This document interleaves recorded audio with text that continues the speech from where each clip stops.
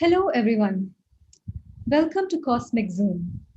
The International Center for Theoretical Sciences, or Tata Institute of Fundamental Research, TIFR, Bengaluru, has launched Cosmic Zoom, their first completely online exhibition. This virtual exhibition will take visitors for a trip through the cosmos, both the smallest and largest scales in the universe. The exhibition is designed to engage with a wide range of visitors, starting from school children to university students. The exhibition also features a number of events, hosting several vibrant scientists sharing the excitement of their science with the audience in interactive and engaging sessions. These include lectures, interactive sessions with labs and observatories, book reading sessions, workshops for children, film screenings, and conversation with researchers. These events will cover a wide range of topics, including astronomy, particle physics, quantum phenomena, cell biology, forests, search for extraterrestrial life, toys, climate, insects, marine life, and ecology. These events also showcase the outstanding research performed by Indian scientists. The concept and curation of this exhibition is by Professor Parameshwaran Ajit at ICTS. We sincerely hope you enjoy learning from this exhibition of Cosmic Zoom. Today, we have with us Professor Basu Dasgupta, a theoretical physicist from TIFR, Mumbai. Professor Basudev Dasgupta is a professor, as I said, at TIFR. He studies stars, the early universe, and particle physics. He obtained his PhD from TIFR in 2009 and after working abroad for a few years, joined TIFR as a faculty member in 2014. He is a globally renowned physicist and among his several honors was awarded the prestigious ICTP Prize in 2019. Today, he will be telling us about the impossible dream of neutrino astronomy. Let's now welcome Professor Basudev Dasgupta to give this very interesting talk.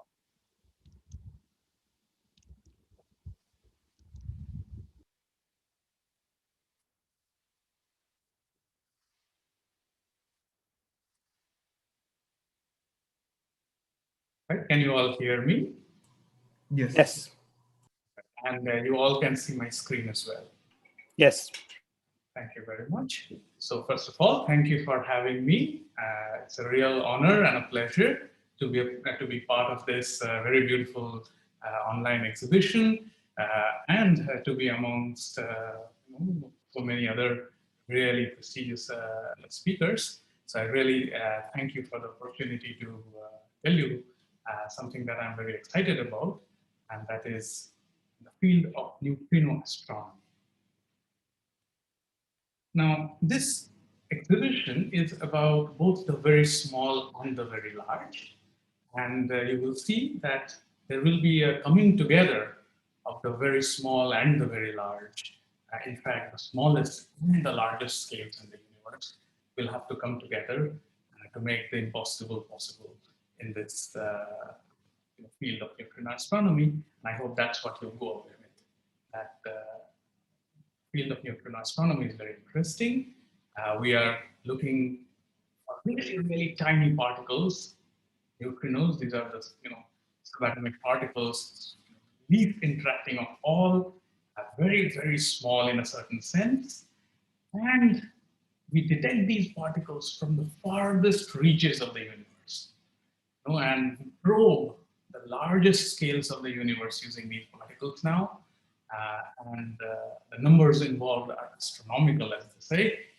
And I hope this, is truly in the spirit of this Cosmic Zoom exhibition. So the question about our universe the big questions about our universe, these are very, very old and very, very common.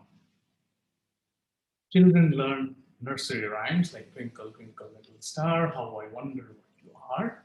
So that's something that we borrowed recently. But we have a very old, long, and beautiful tradition of asking questions about our universe. What you have on your screen is the sixth stanza of a hymn that's part of the Rig Veda. And just look at the beautiful questions that are already asked. You know, perhaps 800 before the Common Era began. In particular, look at the level of confidence and you know, rejection of mysticism in the second to last line of the stanza, where it says that God came afterwards with the creation of this universe. Who then knows whence it, as in the universe, has arisen?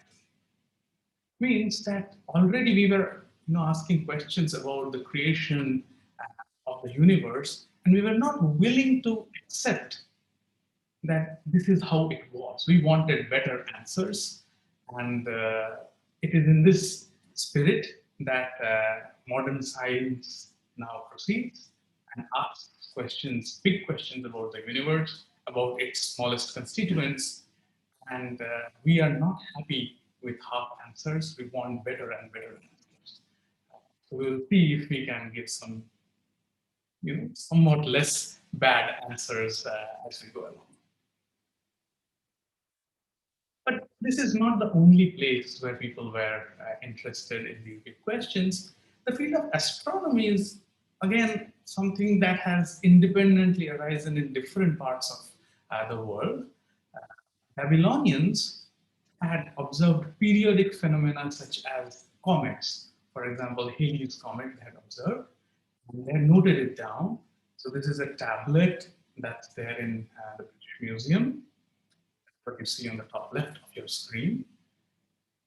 Antikythera mechanism, this is a machine which was found in a shipwreck off the coast of a Greek island called Antikythera. And that dates to about 100 before the Common Era began.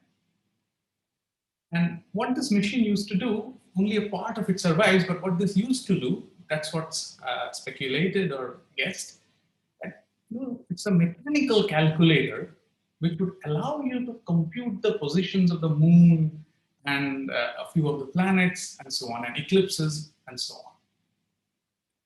Then on the bottom left of your screen, what you see is a mathematical technique from Aryabhatta in India, 600 years after the Common Era began, roughly. And what he's telling here is how to calculate a particular function, a sine function, which was very important for being able to predict things like eclipses. Similarly, in China, this is perhaps the first, this is the oldest available star map from about 700 years after the Common Era began. And you can see some of the familiar constellations as they say. So there was interest in stars and what they mean, their periodicities, from very long ago. The real revolution in the field of astronomy begins with the discovery of the telescope by Galileo Galilei. So in the middle of your screen, you see a painting of Galileo showing his newfangled invention to one of the administrators of the time, the Duke of Venice. And these telescopes, or at least some refurbished version of them, are available in a museum in Italy, in Florence. And on the right of your screen, you see a page from Galileo's diary where he's describing the positions and the nature of the moons of Jupiter. So you see here This is sketch of Jupiter, which is this big symbol, and the smaller symbols are the four main moons of Jupiter. And he observed these moons over a period of time, and he then describes what these moons did. At this time, we have been performing what we would now recognize as astronomy, which is trying to look at the universe using light as a messenger. And one of the great developments in this field, fundamental level again, comes from Isaac Newton, who in his treatise on optics told us about the nature of light. But it is one of those things about which Newton was only half correct. And there are other people who recognized that the nature of light was somewhat more mysterious and interesting. Light cannot always be thought of as some particle that's emitted by a source, say like a candle, and that reaches from the source to an observer. Light has to be thought of as a wave, not very dissimilar to the waves of water on the surface of a pond. Of course, this was not accepted very easily. Christian Huygens, who came up with this idea, one of the first people who came up with this idea of light being a wave, was already proposing them at the time of Newton, while Newton was doing his famous experiments with light using the prism and his little lens with which he had these rings and so on. But the idea that light is a wave was not very well accepted until there was this very famous experiment, now very famous experiment, done by Thomas Young in the early 1800s. It's called the double slit experiment. And what is done is that light from two slits in some screen is allowed to interfere with itself on a screen in front. And what one finds is a wavy pattern in the intensity of light, which one then realizes is a definitive indication that light indeed has a wave-like nature. So all of this is ancient history as far as we are concerned. Now we know that light is indeed an electromagnetic wave, and these are electric and magnetic fields that oscillate in perpendicular directions, and the light propagates in a direction that is perpendicular to both the electric and magnetic fields. This is our modern notion of light. And we also now know that what we think of as light, naively, things that we can see, are only a very small fraction of the different kinds of electromagnetic radiation. This is a picture that we will look at in a little bit more detail. There's a lot of information here. So you can see at the top of the picture, the wavelength, or let's say the size of the undulations in the electric and the magnetic fields, or let's say the distance over which the electric and the magnetic fields undergo one undulation. That's the wavelength of light. And for comparison, some familiar objects are provided. So you can already begin to see some connection to the cosmic zoom story, going all the way from nuclei to big buildings. And all of these different wavelengths, there exists electromagnetic radiation, we would say of different frequencies or different wavelengths. And they are given slightly different names depending on what this wavelength is or what this frequency is. And there are different sources of each of these different frequencies and wavelengths of light. So in particular, we are familiar with the visible part of the electromagnetic radiation, which appears here. Okay? That corresponds to these wavelengths and these frequencies. It's about 10 to the 15 hertz. Hertz is once per second. So 10 to the 15 means that this electromagnetic field is oscillating as a function of time once in every 10 to the minus 15 seconds, or 10 to the 15 times per second. So that's pretty fast. Okay? When you are you swing once about a second. Compared to that, 10 to the 15, that's 1 followed by 15 zeros. That's astronomical. On the other hand, there are radio waves. These are relatively lower frequency, something like 10 to the 7 or 10 to the 8 times per second only. And the most penetrating of these radiation, things like gamma rays, these are dangerous. If you're exposed to them for too long, you can develop diseases.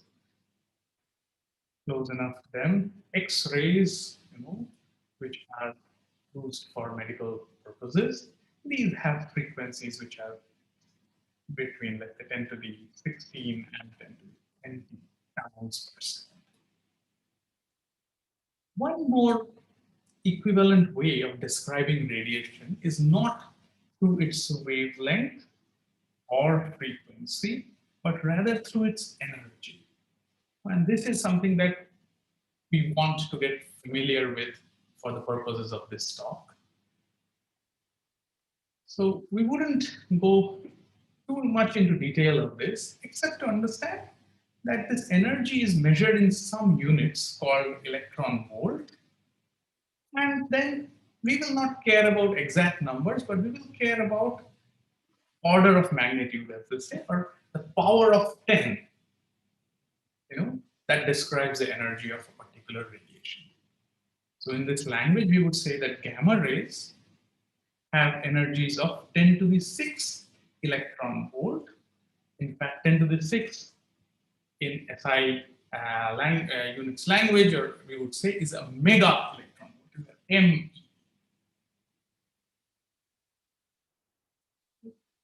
Similarly, visible light is at 10 electron volt. Okay. X-rays are roughly 1000 electron volts, which corresponds to a kilo volt. Radio waves and other things are much smaller. For example, 10 power minus 9 electron volt corresponds to a nano.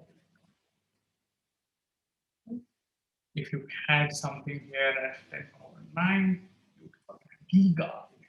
So giga means 10 to the 9, mega means 10 to the 6, kilo means 10 to the 3, and so on. So we will describe energies in the units of electron volts. We will often use this prefix, or kilo or mega or giga, or sometimes we will explicitly write down the power of 10. So we'll describe radiation using these units. Now, as it turns out, modern astronomy uses a large fraction of this electromagnetic radiation, all the way from radio, which is at the top, to gamma rays. Okay. So the same spectrum that we just saw in the last slide, from radio to gamma rays. We use all of these different frequencies. And these different frequencies reveal us different parts of the universe. For example, ordinary light cannot penetrate dust, but infrared radiation emitted from this hot dust tells us information about that part of the universe which is very dusty. So what you are looking at here is our own galaxy, the Milky Way. And the bright spot in the center is the center of the Milky Way. These elongated arms on the sides are the arms of our spiral galaxy. So the edge. This is the optical part. This is what the galaxy looks like in visible light. All these other frequencies give us complementary information about our galaxy.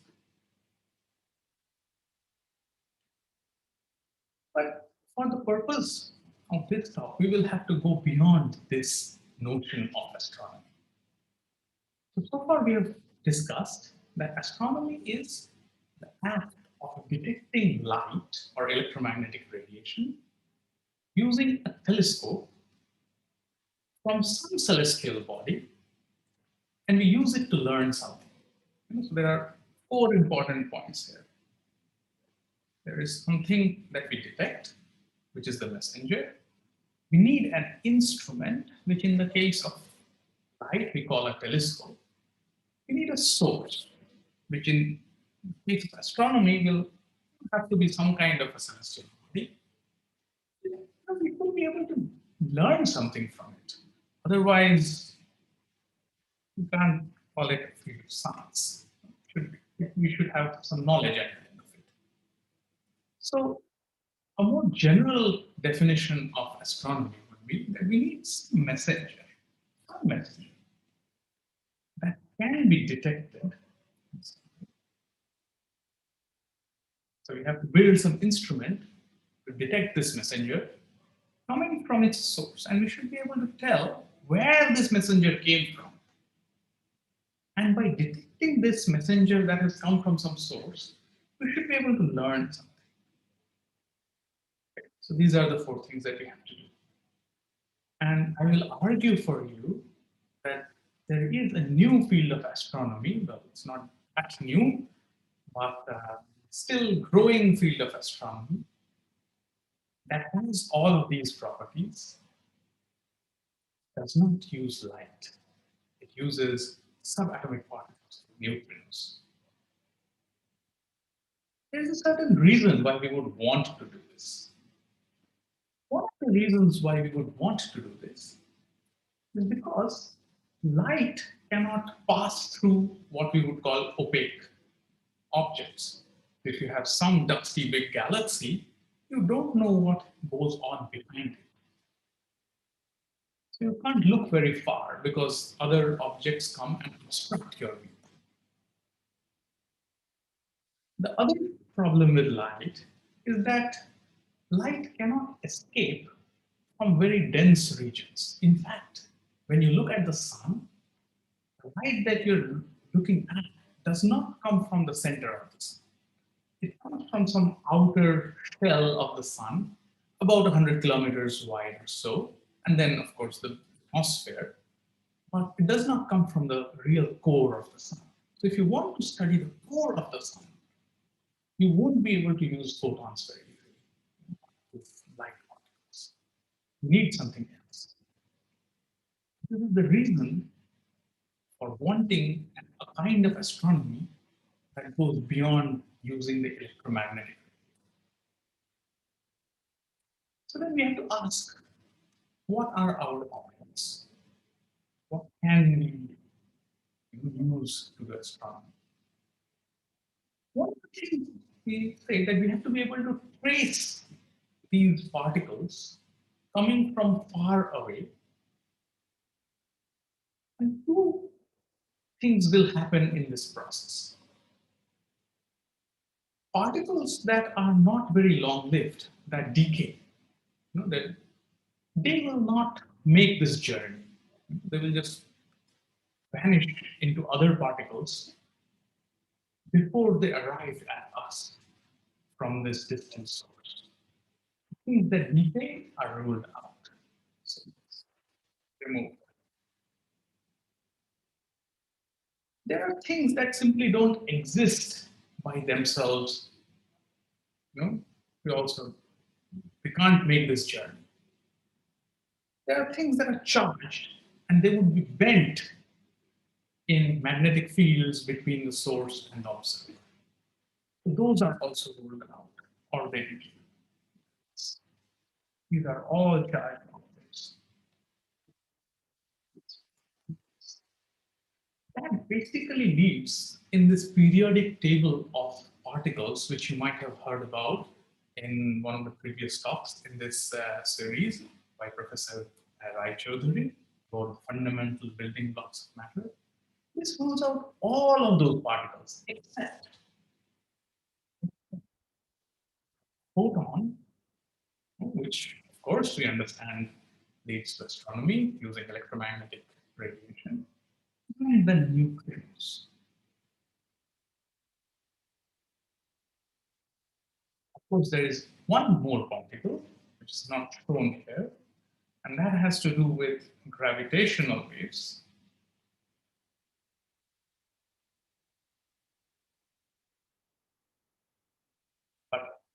And that's very exciting. We've just discovered gravitational waves in the last few years. But that's the topic for another. Today, I want to talk about neutrinos being useful for doing astronomy. So let's talk about neutrinos. But before that, a very, very short primer on an essential concept of particle physics and particle astronomy. This concept is called a cross section. Big word. It's a very simple idea. Imagine you have a bull's eye in your wall, target practice bull's eye. And you have to hit the bull's eye.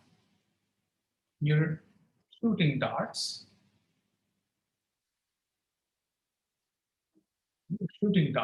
at this dartboard.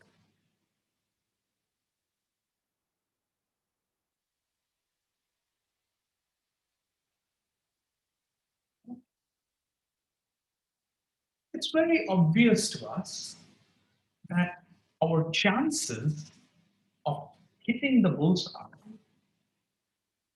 are larger when the size of this spot is large. In fact, our chance of hitting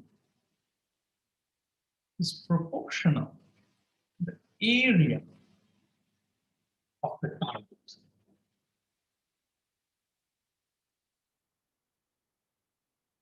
Of particle physics is based on particles hitting each other. So you have some particle, let's say of some size r, another one.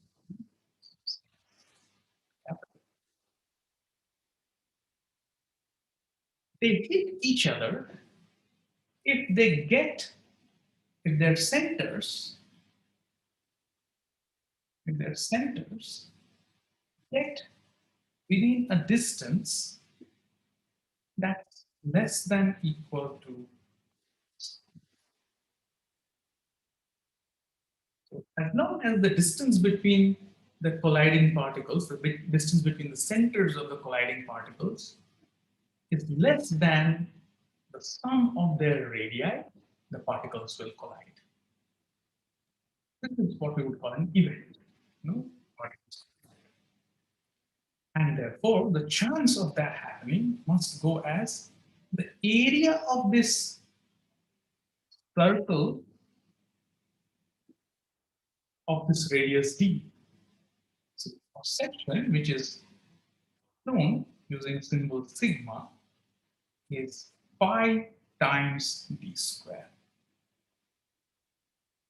So this is the cross section. Now, for those of you who are familiar with particle physics or quantum mechanics, you already know that particles do not have always well-defined radii. So what is this size of a particle that I'm talking about? Well, in that case, one has to interpret this size a little bit more cleverly. And this size has to do with the de Broglie wavelength.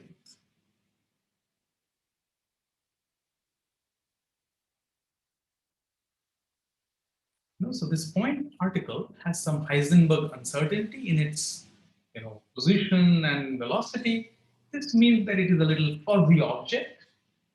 And the size of that fuzzy object is, what determines its radius. Sometimes we talk about two particles that interact with each other through a third particle. And often what happens is that the cross-section depends more importantly on this particle that mediates between these two particles. In fact, for electromagnetic radiation, interactions mediated by electromagnetic radiation, this intermediate particle is the photon, right? Its energy then decides what the cross-section is. So we were talking about cross-sections, and we said that the cross-sections, which basically describe the chance that two particles will interact with each other, depends on the sizes of these particles and the size of the particle that mediates the interaction between the two. Some combination of these sizes leads to some expression for an area or cross-section. And this cross-section depends on, as we say, the de Broglie wavelength in some cases. And this, we will know that this depends on the energy. Depends. The energy of particle. We will not go into more detail than this, but suffice us to know that there is something called a cross-section that encapsulates the chance of having interaction, and the cross-section has units of area, centimeters square. That describes the chance of having an interaction. The number of particles that we can detect from some source, say, is given by energy flux, which is the number of particles arriving per unit area. So if you have a big detector, of course, you will have a bigger area. And per unit time. So if you watch for a longer time, you will, of course, have more detectors. But it also depends on the cross-section of each target particle in your detector, the number of target particles. Okay? So if you have a big target with many particles in it, your number of detected particles goes up. And of course, time. Detect for a longer time, you see more particles. So we will use this formula again and again, that the number of particles that we detect is a product of four quantities. The flux, which has the units of number per unit area per unit time. So let's say something, so a number which is dimensionless, the number of detections will be equal to some flux, let's call it F, which will have units of number per centimeter square per second, say, times a cross-section, let's call it sigma, which will have units of centimeter square, times the number of targets. Number of targets, this is a number, it doesn't have any dimensions, and times time, okay, which has units of seconds. So centimeter to the power minus 2 is cancelled by the cross section, and the second to the minus 1 is cancelled by the time, and the whole thing has no dimensions, which is consistent with the left-hand side of my equation, which is the number of detections. It's a number. Flux times cross sections times number of targets times time for observation gives me the number of detections. Okay, so this is something that we will use. This is the only equation, I promise you. So only one equation and just involves multiplying four numbers. Okay, so now we talk about neutrinos. Neutrinos were invented, so to say, they were predicted theoretically by Pauli, Wolfgang Pauli, to solve a very critical problem in particle physics involving radioactivity, beta decays, where Otherwise, energy was not being conserved in some sense. And he said that there needs to be this particle called a neutrino, and then everything will be okay. But then in doing so, he had to give properties to this neutrino particle, which were which made it very difficult to detect this particle.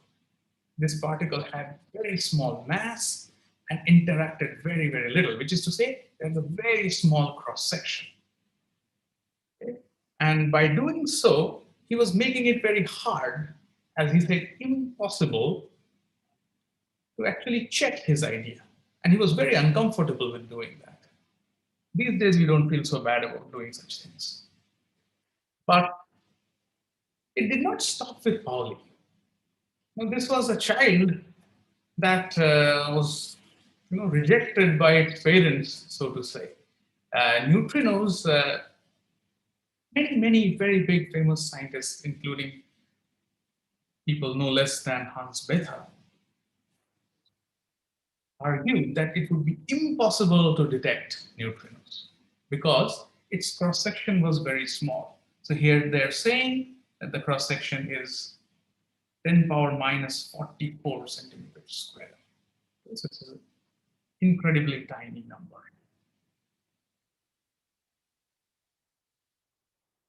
This, of course, depends on which neutrino you're talking about, but it never becomes too large. It's something like 10 power minus 40, minus 30.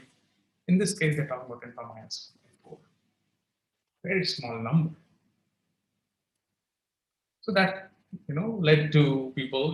This is the equivalent of TikTok and these Imgur memes that we have today, where poets were writing funny little limericks about this weird little particle. The fact that they're very small, they have no mass, which is not exactly correct. They have almost no mass, actually. They do not interact, and so on. But, experimental physicists are smarter than what theorists would imagine. And neutrinos were indeed detected, not that long after they were proposed, using some experiment in some solved mind, the names of the scientists who did it. And basically, there was a nuclear reactor, which produced these neutrinos, and there was some way of detecting these neutrinos because it interacted with protons in their target. They used some cleaning fluid as a tank of cleaning fluid as their detector. Which brings us to one interesting point about neutrino astronomy. Unlike ordinary astronomy, electromagnetic light-based astronomy, where you have these telescopes which go and look at the sky, and you go up high on a mountain so that you have the cleanest possible sky.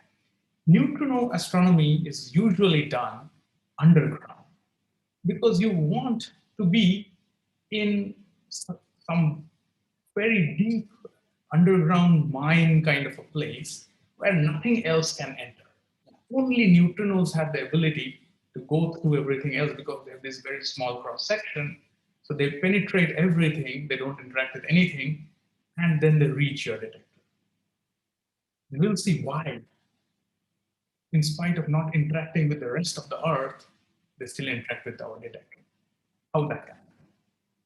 That we will discuss in a minute. Before that, it turns out that neutrinos are among the most abundant particles in the universe, perhaps the second most abundant after light. Neutrinos fill our universe. In the Big Bang, lots of neutrinos were produced. That's these neutrinos here. There are nuclear reactions that go on inside the Earth. That's what keeps the Earth hot, among other things. The sun also provides some heat to Earth, but the internal radioactivity of the Earth is very important for keeping Earth's temperature. Together with the heat, these reactions also produces neutrinos. Sun, of course, produces heat with neutrinos, nuclear reactions. Explosions of massive stars produce neutrinos. These charged particles with high energies bombarding us from all directions interact with oxygen and nitrogen in our atmosphere and make neutrinos. And originally, in the same accelerators that accelerate the charged particles, collisions between the charged particles already produced very high energy neutrinos. So these are all the different places where neutrinos are produced in the universe. Turns out, turns out, we've detected most of these kinds of neutrinos now. So one of the earliest to be detected were the solar and atmospheric neutrinos. Sometime starting 2000s, we started detecting neutrinos from the Earth itself. We detected neutrinos from a supernova once and only once in 1987, when a supernova happened very close to us. And most recently, after 2012 or so, we started observing neutrinos from this accelerators far away from our galaxy. We have still not discovered the neutrinos from Big Bang. That happens to be the real holy grail, the last frontier. And so, somewhat more scientific graph here, saying the same thing. The function of energy, again in these electron volt units, the vertical axis tells you the number of neutrinos per centimeter squared per second. This is that energy flux that I need. And you can see that the largest possible value of this flux is of the size of roughly 10 to the 10 or so. 10 or so. In these units of per centimeter squared.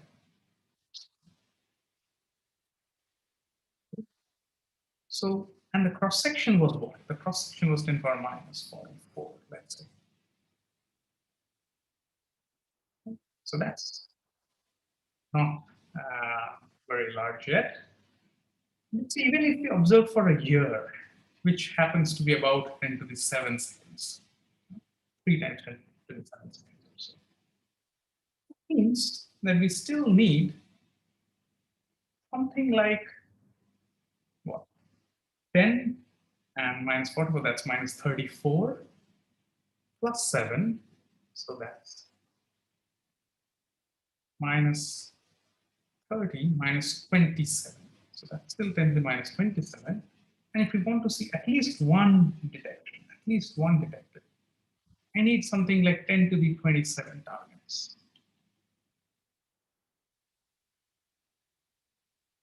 But we know that 6 times 10 to the 23 is an Avogadro number. So that's a mole. So we will need something like 10 to the 3, 10 to the 4 moles of some. So if you're using water, where about a mole is about 20 grams or so, this is now looking hard. This is like more than a ton, more than a kiloton of water. So that tells you that it's very hard to detect neutrinos. That's why we need these big detectors. And the reason why we can detect them, in spite of it being so hard, the cross section is so small, the flux isn't entirely too large, is A, we wait a lot. Wait a lot. B, we use big targets, big tanks full of water or some other substance which has Avogadro or larger number of targets. So this large number can cancel this large negative number, in the end giving something which is not too small. Few less. That's the logic. That's the way Neutrino astronomy works. That you wait a lot and you have a will be met. Talked about it, so I don't want to do it again. Okay, so solar neutrinos have been seen, and now these neutrinos come from the core of the sun, not like the photons that just skim the surface. This is the picture, false color image of what sun would look like in neutrinos. Don't be fooled by the size. This is much larger than the size of the sun because we can't quite tell the direction from which the neutrino came. You can see here on this other big plot, the cosine of the angle from the sun is plotted, and we basically only know it to about we know that it's somewhat larger than 0.8. So that tells you that the angle is not particularly well determined. We have a big error or uncertainty on where this neutrino is coming from, but we do know that this is a neutrino that comes from the sun, and we know that it comes from the core of the sun. So we can already start studying the sun with it. So that tells you that neutrino astronomy is fulfilling the four conditions that we've been talking about. We detect neutrinos using some contraption, a neutrino detector, whatever that is. We can point back to the source it came from, and by measuring the energy of the neutrino and how many neutrinos we see and so on, we learn something about the source. So this is the beginning of neutrino astronomy. We've also seen neutrinos from the Earth. This is a little bit more indirect. Technically, I wouldn't call it astronomy because we don't know individually for each of the neutrinos that we detect that it came from the sun. We only detect in some statistical way. We just know that we are seeing more neutrinos than we should, and from that we deduce that these must be coming from the Earth. But individually for each of these, we can't quite tell that it came from the core of the Earth. So this isn't quite astronomy, but closely related. So let's move to the meat of this talk. Neutrinos from supernovae.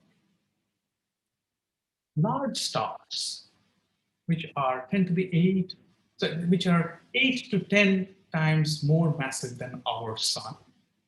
At the end of their lives, they explode.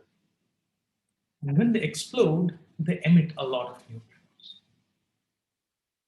Neutrinos can be seen on Earth.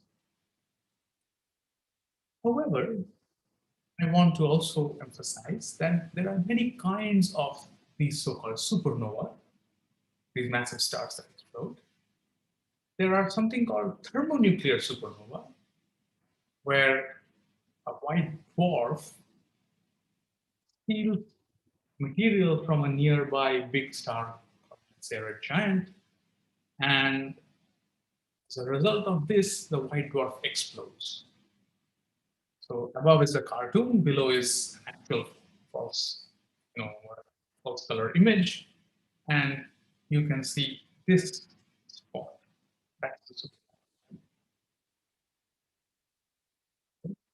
And this kind of supernova is something like a hydrogen bomb. This does not produce neutrinos.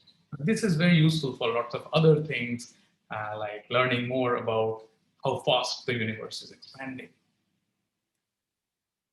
The kind of supernova that produces neutrinos is an 8 to 10 or larger mass star at the end of its life, collapsing into itself and exploding as a result, and producing a lot of neutrinos. So that's called a core collapse.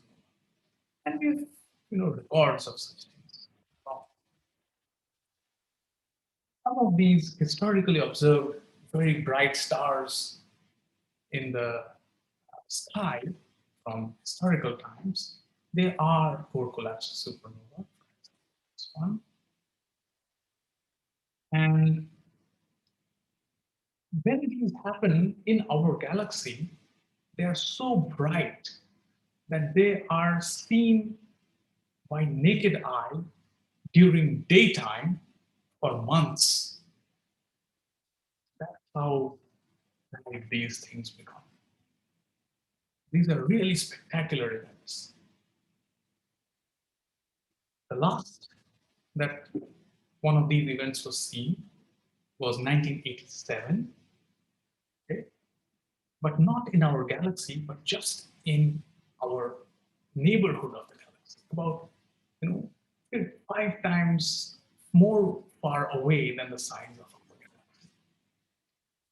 Was seen not just in electromagnetic radiation, but also in neutrinos. So what you're seeing here on your right is the schematic picture of a tank of water that's kept in a mine in Japan. That detector, observed neutrinos from this exploding star in our neighborhood, and it saw about 10 or 12. As it turns out, this was also seen by a few other experiments at the same time, roughly, and that gave confidence that we understand the physics, particle physics of the spectacular astrophysical event. So this was the second step in neutrino astronomy, that they detected neutrinos from a second source. We detected the neutrinos, we knew where it came from, and we could learn something about it. In particular, we found out that about 99% of all the energy of the explosion of this star goes into neutrinos. And that taught us a lot of particle physics and a lot of astrophysics.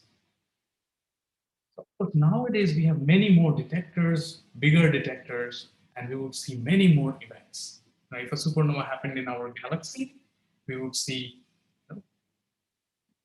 10 to the 4 events in the same super K detector today. And somewhat less in other detectors. In another detector called IceCube, we would see something like a million, but these are of a slightly different kind.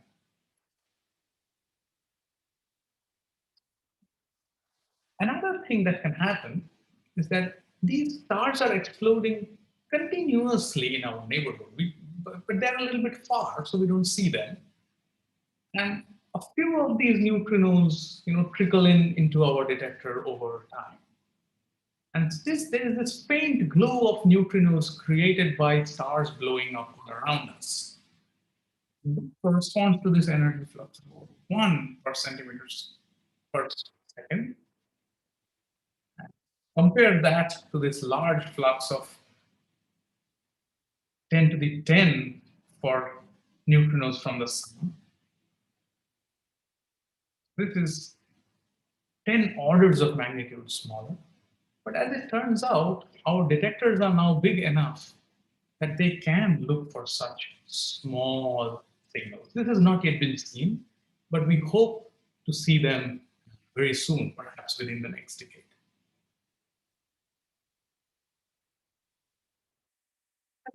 Move on to neutrinos from cosmic accelerators. So these are charged particles that come from outer space. We don't know where they come from, actually, but they've been seen for almost a century, over a century. We now know that these are charged particles like protons, and we believe that these are charged particles that are accelerated using magnetic fields in far away astrophysical objects. That there's a black hole at the center of a very big galaxy, stuff is whirling into this black hole, and there is a jet that is spewing out perpendicular to this disk of material that's falling into the black hole. And in this jet, there are magnetic fields which are accelerating charged particles.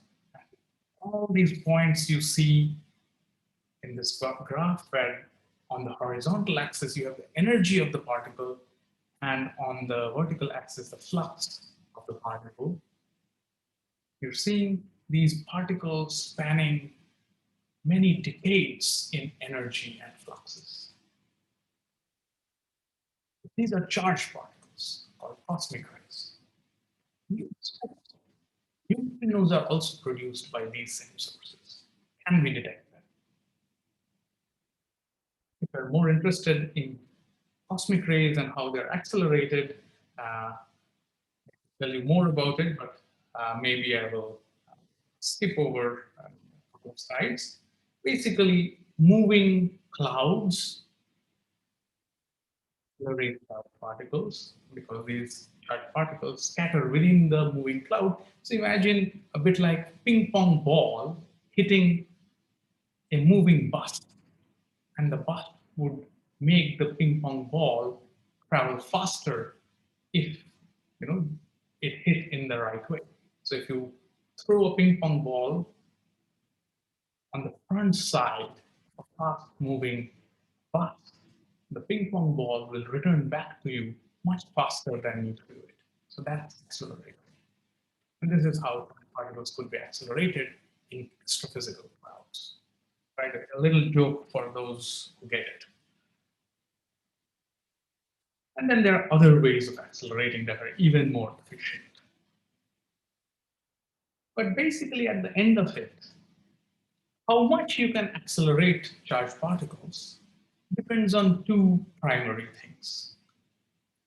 How large is the object inside which you accelerate these particles, and how large is the magnetic field?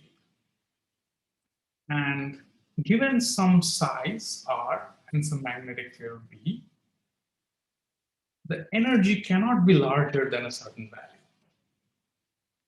All these different astrophysical sources that are shown on this view graph correspond to different sizes and magnetic fields, and you can see that they all peter out at roughly some energy corresponding to 10 to the 20 or so. That's the scale at which this PZK is here, and that's the same energy scale roughly here.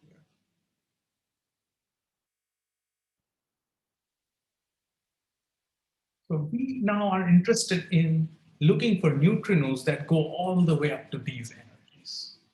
And as I told you, they come from these black holes in the central galaxies, and there are other sources, of course. But the way these neutrinos are produced is that a proton in this environment can scatter off photons in the environment, produce these unstable particles called pions, and then the pions decay to make other particles, including neutrinos. The neutrino energy happens to be about 5% of the original proton energy. So if the proton is accelerated to 10 to the 21 electron volt, we want to see neutrinos that are 10 to the 19 electron volts. What will be the flux of these particles? There is a calculation, very famous calculation, that suggests that for some reasonable assumptions, this flux is not larger than 10 to the minus 8 GeV per centimeter square per second per steradian, which is per 4 pi, which in our language corresponds to roughly about 10 to the 14 per centimeter square per second. So we want to detect this flux of particles. And what is our detector? Our detector happens to be a densely instrumented block of ice underneath the ice shelf in Antarctica. And it's about a kilometer on each side. So this hexagonal block of ice, which is instrumented, it's about a kilometer on each side. So we have about 1 kilometer cube of ice, which is densely instrumented, looking for signals of these high energy neutrinos coming at us from outer space. And we detect them. So the idea is that this flux of 10 power minus 8 in those funny units that we discussed, but that would correspond to 10 to the 14 in our units, second 10 to the minus 14, sorry, in our units. And our cross section in this case happens to be 10 to the minus 33. Because we are at a bit higher energy, the cross section is increased from minus 42 to minus 33. Effectively, the particles have become a little larger. And we have 1 kilometer cube worth of uh, material that corresponds to about 10 to the 37 targets, protons. One can then check that if one goes for a few years, one will see more.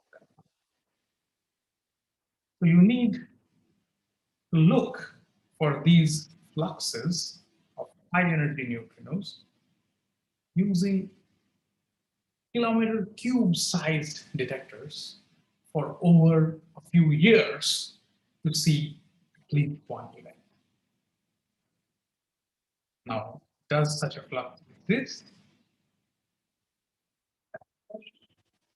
This is the reason the ice-cube detector was built, and it started searching for these high energy neutrinos. And in the year 2013, they announced their big breakthrough that they had actually observed these neutrinos. So the neutrinos that were observed, this is again a false image, an event display it is called, of how the different little detectors in the eyes lit up when this neutrino interacted in the detector. And these different colors tell us different properties of the incoming particle and the particles that it produced inside the detector. In the view graphs at the top of your screen, what is being shown is the number of events that were observed as a function of energy. And the fact that the very end, you see there's this cross, and the fact that it does not go all the way to zero says that something non-zero was observed, and this was the discovery. And there are numbers like 5.7 sigma, or something that describe uh, the probability that this observation could just happen uh, out of some kind of statistical fluctuation, uh, and basically saying that what would it take to make this observation consistent with having no signal? And this number quantifies that. And as a result, that picture where I had blocked out this crucial part, now we know that the flux is somewhere around here. Somewhere in this region, just a little bit lower than this maximum limit, 10 to the minus 8 in the correct units that was described.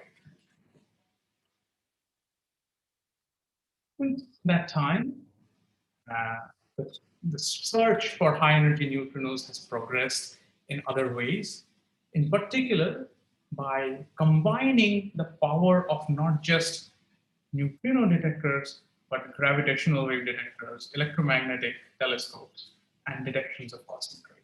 There is some sort of multi-messenger approach where you use many different kinds of observations simultaneously to look for sources.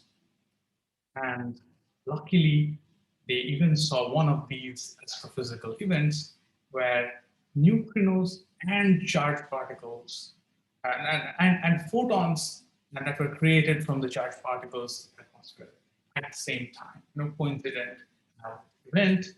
And this happened in September 2017. This was another very big discovery of IceCube. So these, I'm showing you these, flashing you these pictures to give you a flavor of how these discoveries look like. So there are websites where you can go and you find all of these weird looking things, and they tell you about great discoveries being made by different detections, different detectors, neutrino telescopes, gravitational wave detectors. So this was announced with great fanfare, published in a very important magazine, and this was the first joint detection of high energy photons and neutrinos, and established the relationship between the cosmic accelerators and the neutrinos and the charged particles that they produce. So this was also seen in some other observations. I will not go into more details. So now I want to wrap up quickly. And so what's in the future? The first is that this field of high energy neutrino astronomy is going to continue for another few decades. The detectors are going to become bigger, better, and we will start seeing many more of these high energy neutrinos from these cosmic accelerators. So that's one thing that's going to happen. Other thing that may or may not happen, but that's like the final frontier of neutrino astronomy, that is trying to detect neutrinos from the Big Bang. But this turns out to be incredibly difficult because for this case, the flux is approximately 10 to the 12 in some units.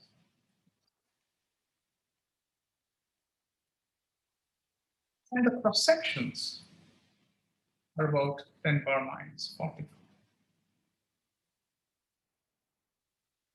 Even if we are willing to wait for several years, let's say a year is 10 to the 7th second. The number of targets that we will need, how much is that? So that's minus 32, that's minus 25. So we'll need about 10 to the 25 targets for one detection. But that corresponds to about 100 grams of oxygen. What is actually used for this kind of a detection these days is tritium, is an isotope of hydrogen. Dealing with 100 grams of tritium is extremely hard. And the kind of detector that one would need to detect these neutrinos that are floating all around us from the time of the Big Bang, these detectors are very, very, very hard to build. In fact, we don't yet know how to build them. But this is the real frontier of neutrino astronomy, trying to detect neutrinos from the earliest epoch of our universe. So I'm done, but let's just end on this picture once more. This is a picture of neutrinos being emitted by a variety of astrophysical and cosmological sources in our universe that span decades in energies. We have detected most of them, and so this impossible dream of neutrino astronomy has been made possible through the hard work of many, many generations of neutrino physicists. The final frontier still beckons. With that, I stop and I thank you for your attention. Thank you, Professor Basudev. So we will now move to the question answer section. Should I? Professor Basudev, are you ready? Please do, yes. Okay, great. So, okay. Meanwhile, people can type in their questions right now in the chat box. I'll address the questions which are already submitted. So the first question is by Ruthwik, and he's asking, what is the reason behind neutrino oscillation? Okay. Ruthvik's question is, what is the reason behind neutrino oscillation? And I have not talked about it. That's a very good question. I would have, thank you for the question. So neutrinos are like clocks. So neutrinos are like clocks. So imagine this is a neutrino, and it has two hands. So there's a minute hand and an hour hand. When a neutrino travels, imagine you throw a clock to your friend. By the time it reaches, the two hands are not in the same place. And that means the state of this object has changed. Neutrinos are like that, and the hands correspond to the phases of the quantum, the individual components that make up the neutrino, the mass eigenstates, if you know that. And the fact that these two hands don't move at the same time say that what you're observing here and what you're observing there are not the same. In fact, you would have to call this a different kind of a neutrino. And that's what happens, but there's a certain periodicity. Now, eventually, these two hands come back together, join up, and that's called the period of this oscillation. Okay? So imagine very fast moving hands. So it takes about, so for certain kinds of neutrinos, it takes about a kilometer for this to happen. For neutron energies of the order of mega electron volts. When energies of the order of MeV takes about.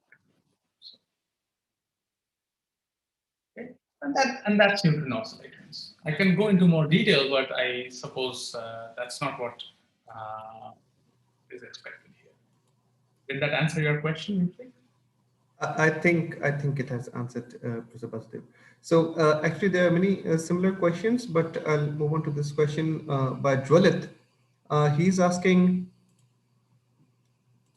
neutrinos can pass through various opaque objects, thus providing a way to access information what EM waves cannot convey.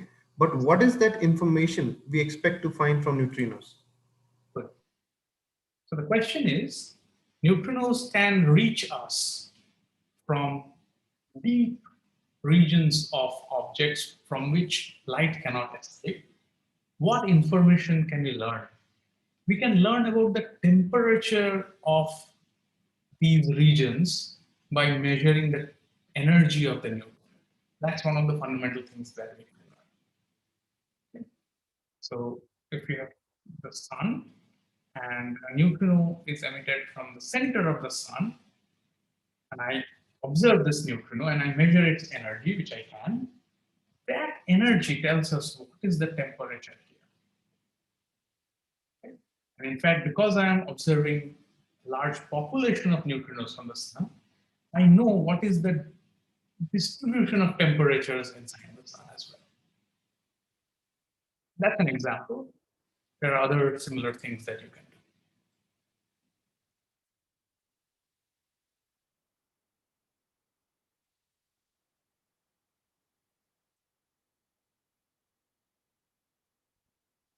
Any other questions?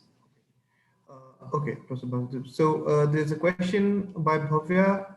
Why do the photons produced in the core of the sun not reach us? So the question is, why do photons produced in the center of the sun not reach us? The reason is that imagine there's a photon that's produced here in the middle of the sun. This photon has a large cross section for interacting with all the stuff that there is inside the sun. So it goes a certain way, and then it interacts with something there, and then it gets reflected. And then it travels again a little bit, and it again gets reflected again. And this keeps happening, and it never, is able to escape the center of the photon just keeps bouncing around and is trapped inside this dense region. Until it happens to come, luckily, very close to the edge of the sun. At this point, there is a probability that it does not interact anymore and it escapes. And then from this outer part of the sun, photons can escape. And this is what is called, so this shift, between being trapped and being able to travel freely is the point which you would call is the photosphere. Okay?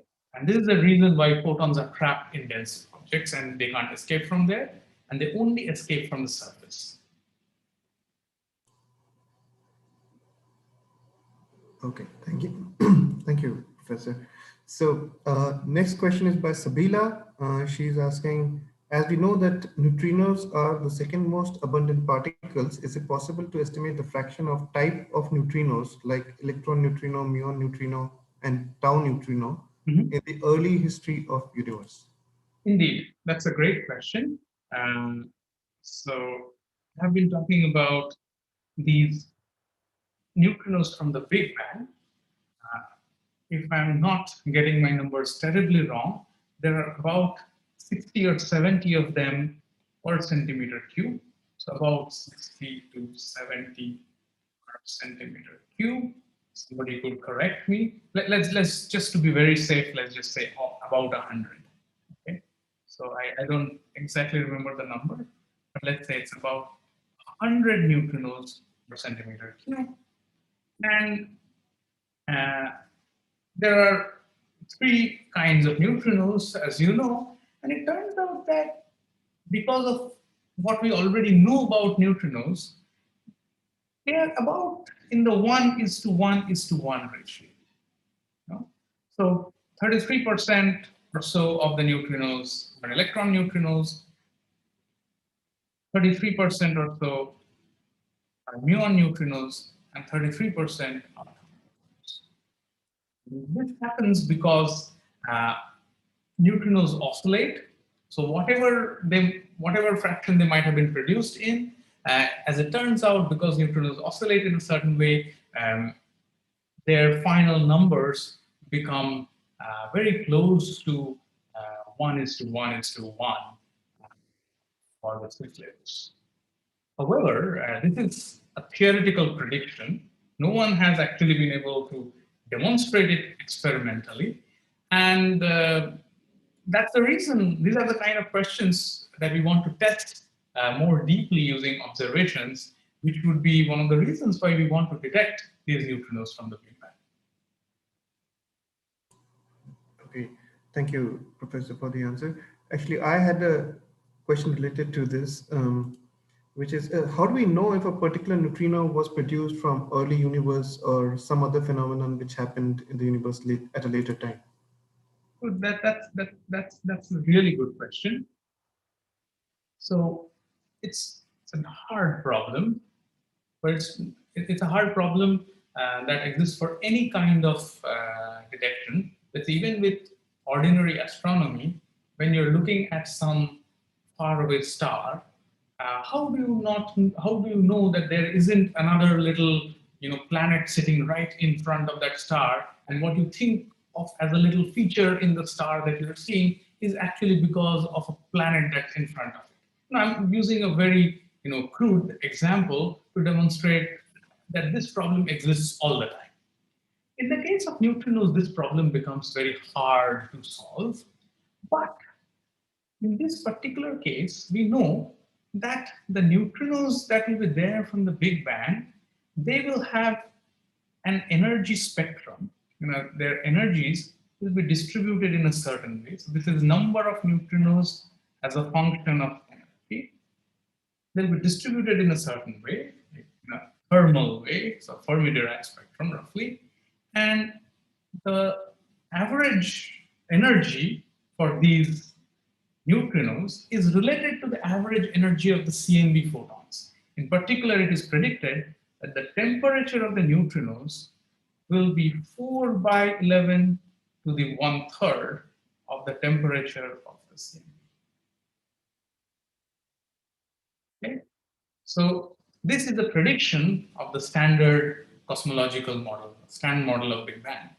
And so if we detect these neutrinos and we find that their energy and their spectrum matches that of our theoretical prediction, that would give us some confidence that we have actually detected these neutrinos from Big Bang.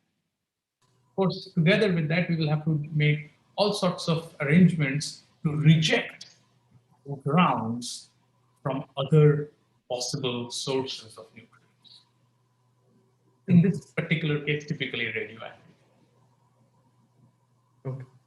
Thank you. Thank you, Professor, for the answer. I'll move on to the next question. Jwalit is asking, is it possible to manipulate the cross-section of the incoming neutrinos using some other particles?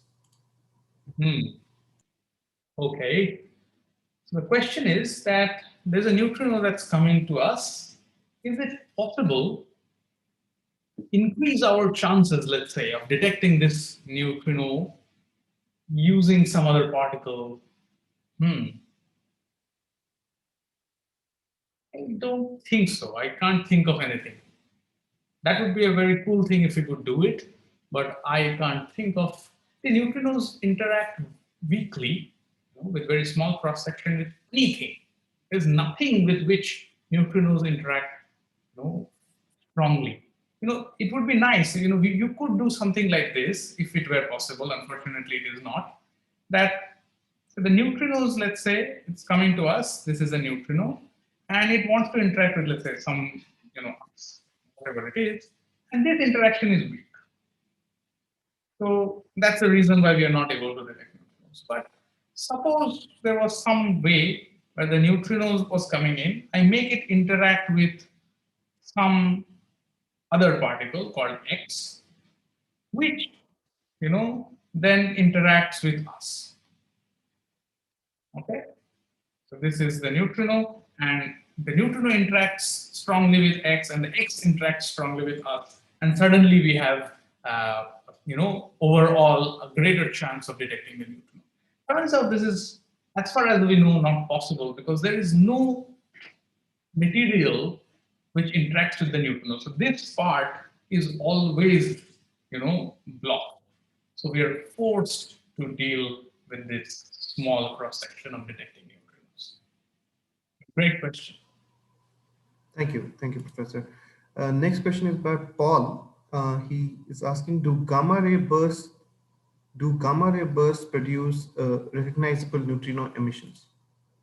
Excellent question again. So gamma ray bursts are astrophysical, transient astrophysical events where suddenly these sources, they start producing large fluxes of gamma ray photons. There are two kinds of these events, short and long gamma ray bursts. The short gamma ray bursts are believed to be related to mergers of neutron stars, the kind that make gravitational waves. We believe that such things should also make neutrinos. Long gamma ray bursts, I don't know. So I need to look that up. Well, maybe what's the relationship? Long gamma ray bursts, I think, has more to do with supernovae, supernova, relativistic supernovae, and I'm not so sure what's the whether we would be able to detect neutrinos from those. But in principle, yes. In principle, yes. Gamma ray bursts make neutrinos, and people try to detect them.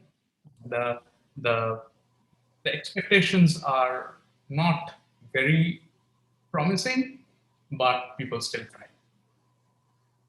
Thank you. Thank you for the answer, Professor. So we have a lot of questions from same people. So I just would like to tell them that we cannot address all the questions, but still. So Arush is asking, can neutrinos be lensed by strong gravitational fields like those from black holes? Can neutrinos be lensed by strong gravitational fields from black holes? Yes. Yes, they can be. Everything can be lensed by strong gravitational fields, including gravitational waves themselves. So gravitation acts on everything equally. It's very democratic. So neutrino is no exception. But the gravitational interaction is actually even weaker than the neutrino interactions, through weak interactions. So your hopes of using gravitational waves to, focus neutrinos into some detector are not going to be particularly, promising, I think. Thank you, Professor. So the next question is, you have already addressed what is this phenomenon, but Arush is asking, why do neutrinos spontaneously transmute into other types of neutrinos? Okay, so questions, questions. So it's a good question. Um, I gave you the heuristic answer that you should think of neutrinos as clock. But maybe if I have to go a little bit more than that, I need to think of every neutrino, each neutrino is thought of as a sum of two parts. Okay, let's call it nu1 and nu2. And as time progresses, the two parts of the neutrino evolve a little differently, which is to say that the two hands of the clock, they move somewhat differently. And the way in which they move differently corresponds to the following: that you multiply one of them, let's say the second one, with an e to the power minus I, which is the square root of minus 1, times the energy of the two parts, the difference of the energy of the two parts, times time. And this, that one of the components of the neutrino gets multiplied by what is called a phase. This is a complex number of size 1. This is z, and mod z is 1, so it's called a phase. Exponential of I times energy times time. This means that the probability of detecting this object as the original, let's say, electron neutrino depends on time. So you have to do the algebra. I can do that after this talk is over. If you're interested, I'll show you more. But for now, maybe I will stop at just telling you this, that if you start with an electron neutrino, the probability of seeing the state as an electron neutrino after time t is this object complex conjugated and multiplied with this original electron neutrino, and that turns out, so when you do this calculation, it turns out to give you a function, the probability as a function of time has this oscillatory behavior. It goes like 1 minus sine square e.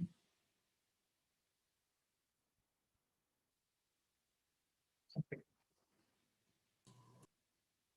So I 1 minus sine square EL, there are some factors of 4 pi, sine square, other factors, but basically 1 minus a square of a sine function that depends on the distance traveled or time, L or T, whichever. So there is some periodic decrease in the probability that you will see the state in its original state. So if you started with an electron neutrino, the probability of seeing it in electron neutrino is 1. Then as it goes either in space or in time, it decreases and then it comes back to itself again, decreases, comes back to itself again, and so on. That's the best I can do without solving the full problem. Thank you, Professor Basudev. So we are almost, we are at the end of the talk, and this is the last question which I will take. This is from Preeti Sarva. How do we differentiate if the neutrino is one from astronomical event, supernova, or other event, say cosmic accelerator? How do we define the temperature change from other events? Yeah, very good. So these are good questions, and these are excellent questions, actually. Usually, the energies of these different neutrinos from different sources are sufficiently far away that you don't have to worry about mistaking a supernova neutrino from a high energy neutrino. That's too far away. But you see, the energy distribution of these different sources do overlap. So for example, this is the distribution of energies. This is the distribution energies from the sun. Okay? And the supernova and the supernova produces neutrinos which correspond to these energies. And if you just go down, you can see this part is overlapping. So for low energy supernova neutrinos, you can mistake them for solar neutrinos. Similarly, for the higher energy supernova neutrinos, you can mistake them from neutrinos that are produced by collisions of cosmic rays with the atmosphere. How do you distinguish them? One is timing. That if you know that the star exploded at time t, at a distance whatever d, you know when you should have seen the neutrino. And the fluxes of these other sources can be sufficiently low in that small time window that you can be sure that you've seen astrophysical neutrinos, not an astrophysical neutrino, not an atmospheric neutrino. Other is if you can look at the direction from which this neutrino came from. So if you can point it back to the sun or a particular star with some small uncertainty in angle, then you know that it probably came from this star. You can assign some confidence level to such a statement. And finally, as we discussed, so there are other things you can do, but you use a combination of all of these tricks to curate a clean sample of astrophysical events. And this is what was done to arrive at this discovery. Great. Okay. Thank you, Professor Basudev, for the answers and for the wonderful talk. So, of course, it is not possible to address all the questions. There are several interesting questions, but due to the constraint of time, we cannot address it. And before I end the event today, I would like to announce tomorrow's event, which is a day in the lab by Professor Sanjay Sane. The title is How Do Insects Fly? So join us tomorrow at 10:30 a.m. to understand insect flight and how they are being studied. Thank you all for joining. Professor Ajit or someone, if anyone has a comment. But anyways, Professor Basudev, fantastic talk, and thank you for answering so many questions. It's my pleasure. Thank you very much. Thank you, Basu. Excellent talk. Thanks a lot.